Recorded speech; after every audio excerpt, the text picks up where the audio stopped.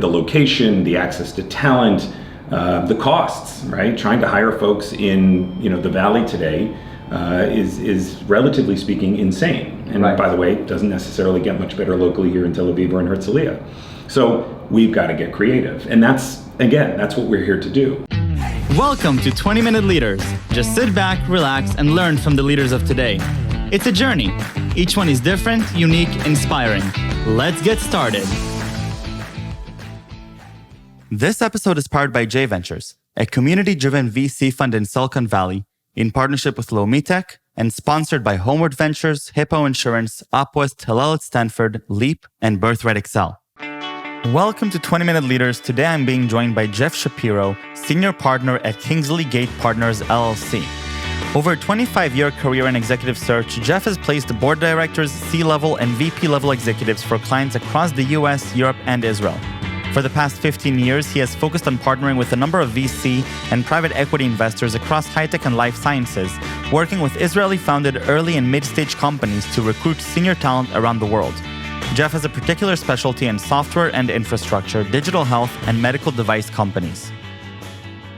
Jeff Shapiro, welcome to 20-Minute Leaders. How are you? Michael, good to meet you. Thank you so much for inviting me to your offices here. I'm really excited to chat with you about executive search and executive hiring, but more critically thinking about what does it mean to onboard and help companies onboard key roles into their companies that really are going to determine the strategy of the company moving forward. It's not just engineers. It's not just, the people that are working on it. This is the people also that need to think critically about how to take this company and move it forward. Before we get to that, tell me a little bit about your own journey, how you got to be here in Tel Aviv and be a part of Kingsley Gate. Sure. So I've been in Israel now for about 16 years. I came here in the summer of 2005. I was working at the time for a global headhunting firm based in New York. They were expanding globally. We were considering coming in Aliyah. Those two things converged, and here I was. And so what started as a 3-month trial turned into 3.5 years, which of course ran headlong into the mortgage crisis at the end of 2008. At which point I left, and I joined up with a longtime friend of mine, Noam Eisenberg. And we built at the time what we thought was going to be an interesting little firm, the two of us, called Search Partners. Our pitch to the market was that Israeli startups, early stage companies, mid stage companies hire people globally. We were two Americans living in Israel who I think have a decent command of the Hebrew language. We meet with companies on their own turf. We understand them culturally. And we basically said, look, as you guys go out to the market, as you hire senior executives, which is what we were trained to do, somebody has to get out there and do it on your behalf. And we thought that we would bring a very particular, the concept of the cultural nuances of what make Israeli high-tech companies so great, that we would be able to identify those traits globally. And so we did. And we launched our firm. We built it little by little. And after about 11 or so years, Kingsley Gate Partners, which is a roughly 5-6-year-old firm, we met up with them. They were also growing. And we figured there was a convergence of our platforms and something that we could do together. And so here we are. Okay, so we're talking already about executive search, doing it on their behalf, being on their turf, but also understanding the US market. What is executive search, really? Executive search, recruiting begins at the bottom and it goes all the way to the top. And it includes CEOs, it includes board directors, it includes obviously all of the key positions that report into the top of the company. What we do is identify what are the key critical components that a leadership team is looking for. We sometimes meet up with investors. We sometimes meet up with boards. We certainly meet up with CEOs on a regular basis. But the idea here is that hiring a VP who's responsible for building an entire function, especially for an early stage company, it isn't simply the functional expertise that you're looking for.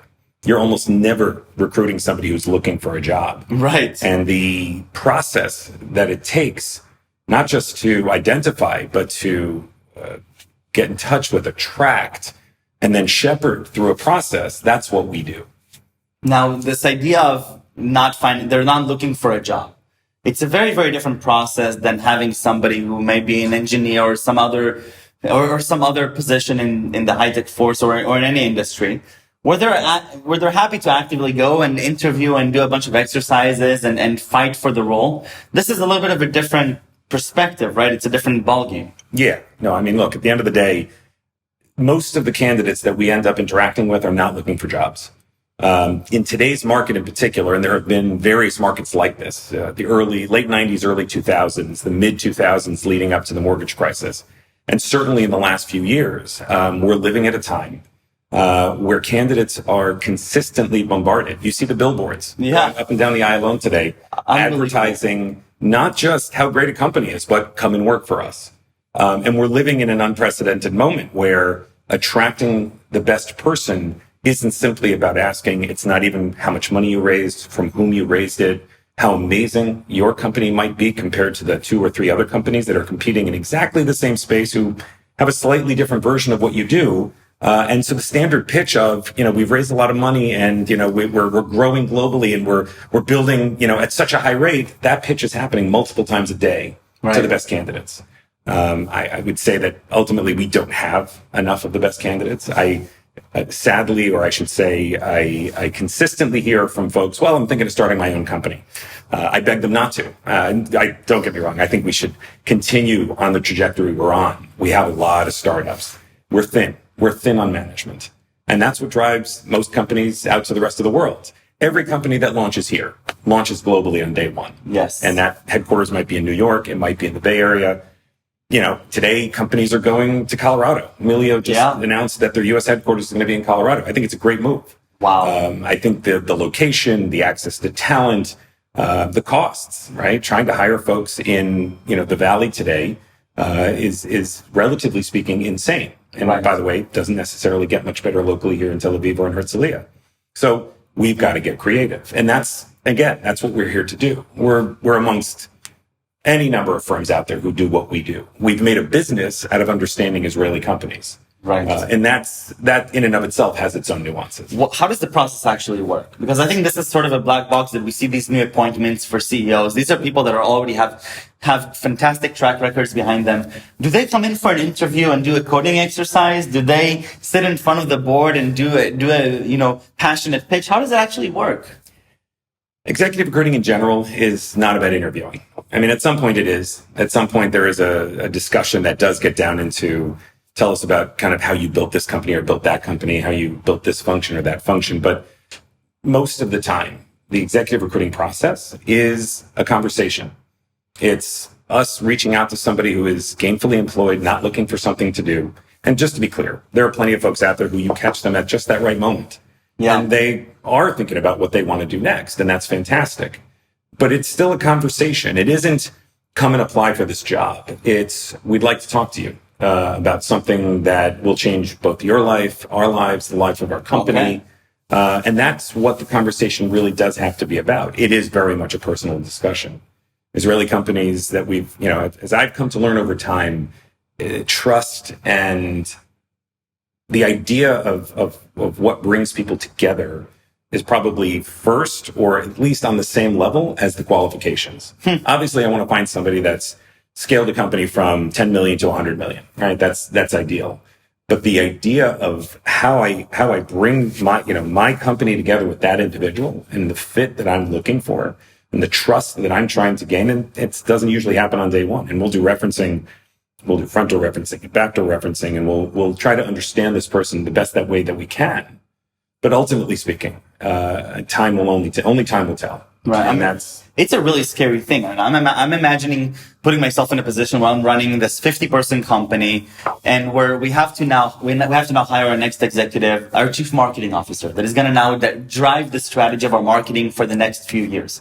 It's a lot of responsibility. It's bringing somebody into a culture that I helped build, somebody from the outside.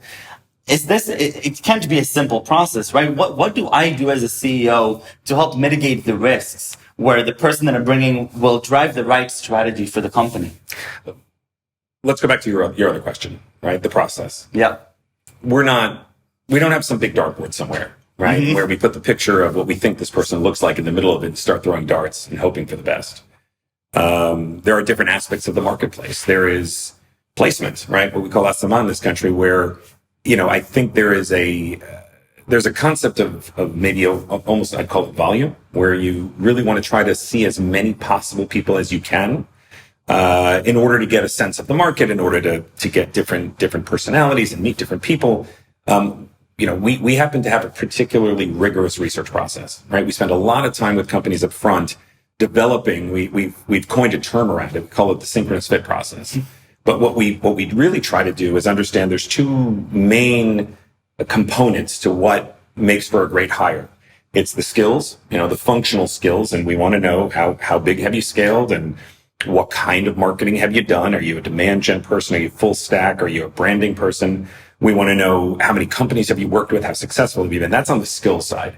And then there's the leadership attributes, and attributes are very much the softer skill, the leadership components of what makes somebody more than just a manager, more than just the one who's handling a product marketing manager. Well, how does a product marketing manager grow up to a director, to a VP, to being somebody much bigger than that? Right. And that comes from developing leadership skills, and those skills include decision-making skills and coaching skills and strategic skills and how to set a strategy and how to execute that strategy. And so it's possible to understand those leadership attributes. It's possible to interview for those leadership attributes. And again, it's less of a tell me about the time that you were strategic. We don't ask that question. Yeah.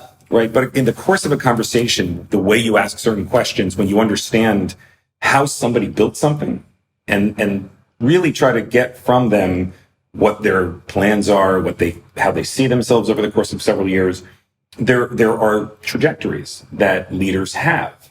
And so we look for those in the early stages of a process. And then it's a process. It's a lot of talking. It's a lot of conversations. It's a lot of coffee. It's, it's less about come interview. It's literally come hang out with us so we can understand this. Where does Kingsley Gate start and where does it end? And I'm trying to extrapolate a bigger idea of where does the firm come into play here, and where does then the leadership of the company you're working with take over the process and the partnership, resolves? How does this play out? Look, when we kick off search, and it's myself and it's a team, it's an associate, it's research, it's our assistants, it is very much about hit the ground running as quickly as you can. I think about searches as crime scenes. If you don't figure stuff out in the first 24, 48, 72 hours, you're going to find yourself in a problem much further down the road. It's iterative. We'll spend a week speaking to certain people, and we'll share profiles, and we'll talk to the client, we'll speak to the CEO, and we'll get feedback, and we'll decide, are we in the right direction or aren't we in the right direction? At 40 days, we actually audit the process, and we say, okay, if we haven't closed the search yet, which, to be clear, leadership searches generally tend to take a little bit longer, but we look back at the process. Where have we been? Where's the next tranche of research, and what are we trying to do? And all along the way, we're speaking literally multiple times a week with the client, right? And if you're not, by the way, we've got an issue. Right. If you're not hand in hand, if it isn't a partnership, there is a significantly lesser degree of success, that a potential search should have. I think a hallmark of some of the best searches are the ones where you've got a demanding client, somebody who is there pretty much every day, every other day, and wants to know what's next. I think there's a healthy amount of pressure that clients should put on a search, a healthy amount. There is such a thing as an unhealthy amount. I think that it's important to be realistic about what the market holds and what you're looking now, for. What time frames are we looking at? Is this days? It could potentially be weeks and months? Look, in the old days, a good search took 90 to 120 days. Wow. Roughly 3 or 4 months. 3 or 4 months. Imagine that it takes... And how many people throughout that period would be considered for this position? Even just on paper? There's no rule for it. It really depends on the role. CEO searches are an entirely different category than everything else. But for your average VP level search, if it's sales, marketing, engineering, etc., we could speak to anywhere from 100 to 150 people. Wow. I could probably end up sitting down with 25 to 30 of those people after after a phone screen, after everything else. So you would sit down on behalf of the company first to see whether this could actually be a good fit. Representing the company. We're literally, we are interviewing the candidate. We're sitting down with them. Once the candidate agrees to sit down, I think the idea is that, there is a certain level of interest. And by the way, by no stretch does that mean they get to the end of the process, meaning on their side or on our side. Candidates will sit down with us, go home, think about it, and say, you know what? I've thought about it further. It's not quite right for me.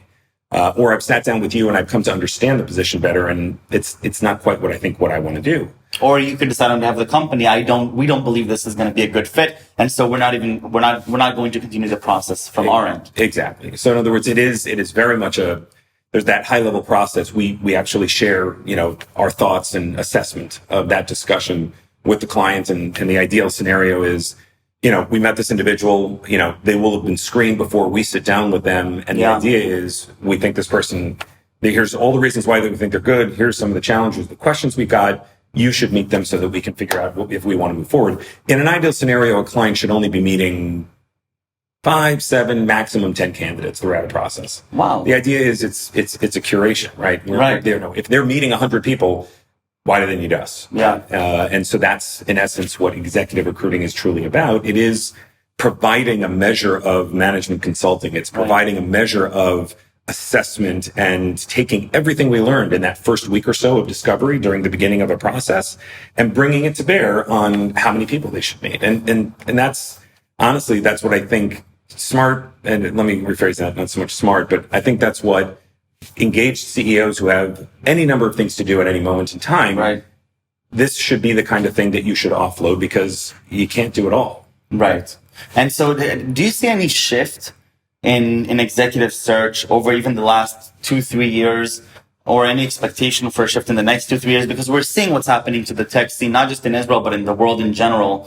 And you're talking about the demand and how crazy the market is. Is the operation different? Is the vibe different?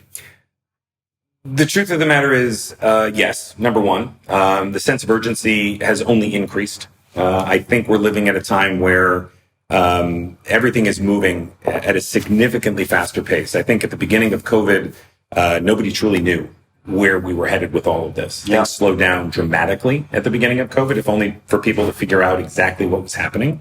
Once everybody understood that this wasn't going away and that business would continue and the markets would continue, I would suggest actually things picked up pace. I think the idea of not being able to, nor necessarily having the need to sit down face to face with people, accelerated things, right? Our ability to get onto a Zoom on a moment's notice, where you can be on the phone with somebody and say, hey, do you have time to sit down for a Zoom right now? If we could just do this face to face, we can actually shave off whole days to the process. Yeah.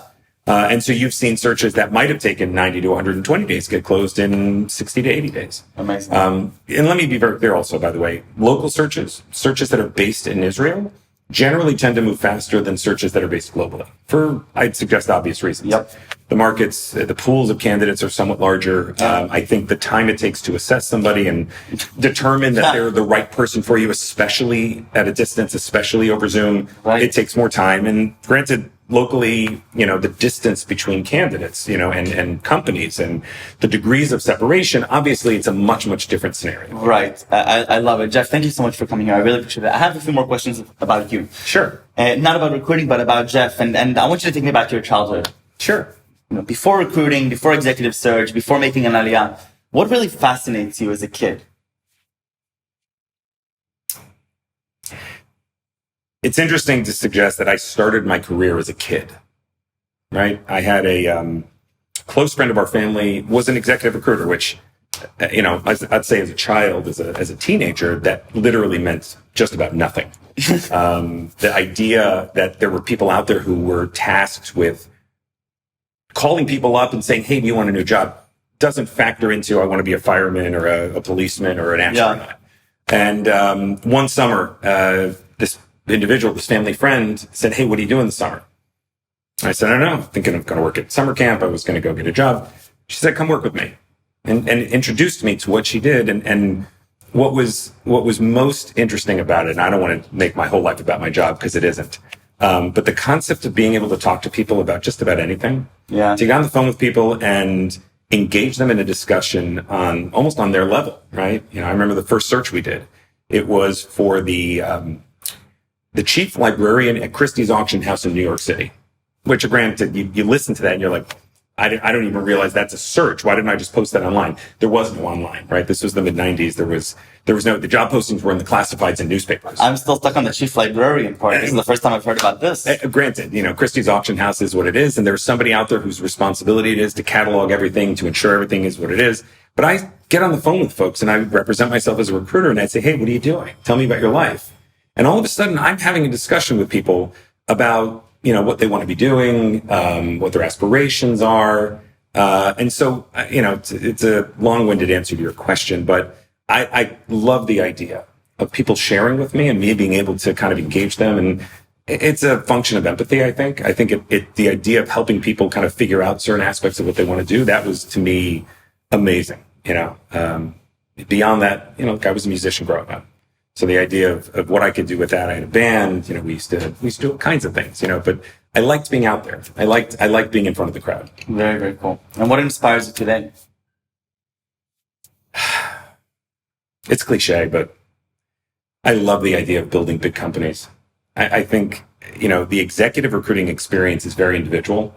But there's nothing better than doing that first search, which leads to that second search, which leads to that third or fourth search, where you bring people in who have an amazing material impact on taking companies from 0 to 5 to 10 million. You watch engaging, by the way, some particularly big personalities. I had an opportunity once to recruit a board member who ultimately became CFO of a $200 billion company. He wasn't the CFO of that $200 billion company when I met him. But interacting at that level with those types of people, it's pretty impressive. Amazing. And what are 3 words you use to describe yourself? Wow. Easiest question of them all. I need a sip. Curious, empathetic,